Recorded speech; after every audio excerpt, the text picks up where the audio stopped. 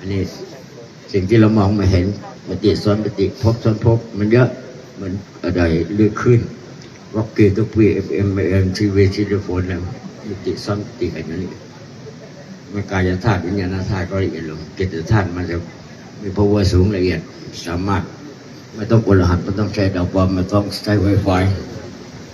สามารถที่จะธุรจิตไปถึงตรีผ่านถึงนรกสิ่งในละเอียด power มันจะสูงเดี๋ยวเข้าสู่โมทนาสาธุครับ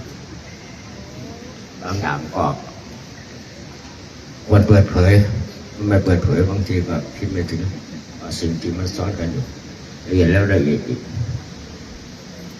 ทุกเรื่องอย่างกลางละเอียดมีประจำอยู่โลกโลกประชานกรมโลก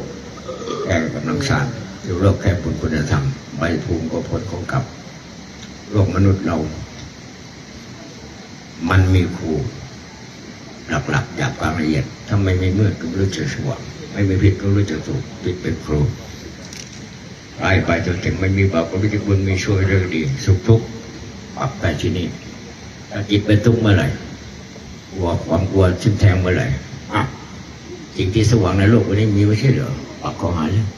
สิ่งที่ปราศจากความกลัวอันพาให้นำทุกข์กิเลสอุปทานวัฏกรรมทั้งหมดมันเกิดขึ้นจากความกลัว